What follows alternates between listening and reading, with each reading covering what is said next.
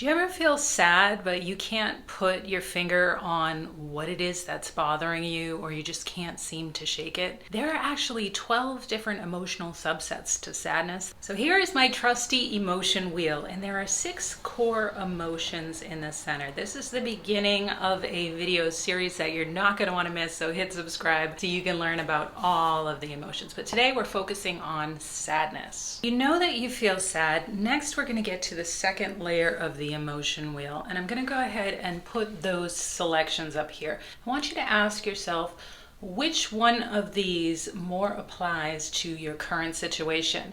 Now, these feelings can change depending on what you're experiencing, so this video is something that you can come back to in the future. If you hit like, it'll be saved in your YouTube history, so the next time you're feeling sad and you want a little help getting to the bottom of it, you can go there and find this video easily again.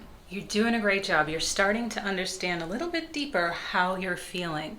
And I want you to take a look down at the bottom of this video. If you hit pause, you will notice video chapters where you can select the item that you just chose to skip to that part of the video, or you can watch the whole thing and learn all about it. If you picked guilty, then there are 2 sub-selections to that, and that would be remorseful or ashamed. I want you to ask yourself honestly, which of these emotions better applies? These are natural human emotions that we all feel sometimes. They can be rightly so, like maybe we did something to hurt someone and we generally feel this way. Or sometimes we create these thought patterns in our head where we think that everything is our fault.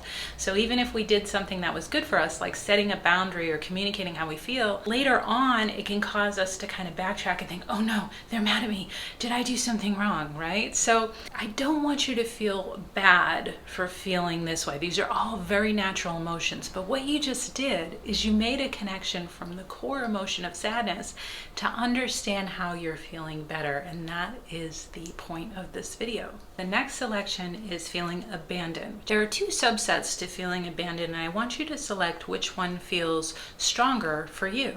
When talking about abandonment, it can be complex because if we rewind back to feeling vulnerable, that can make us feel out of control. So sometimes what we do to self-preserve a behavior that maybe isn't as good as it could be is to push people away, or maybe even intentionally cause them hurt.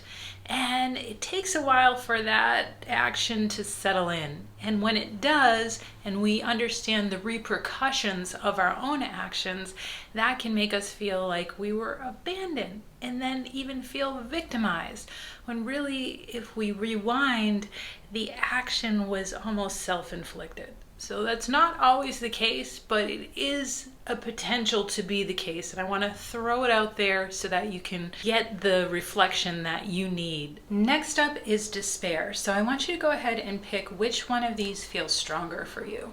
These feelings are absolutely natural, but they usually come from situations that we may feel out of control, like someone else's reaction or response to us. That might make us feel vulnerable or powerless. You may have selected depressed, and I just want everyone to understand that depression is a natural emotion that everyone feels sometimes. And sometimes we can get out of it, and sometimes it's harder to do that, and we might require some assistance. But the subsets of feeling depressed, whether that be temporary or longer lasting, are listed here. I want you to pick which one of these may apply more to your situation.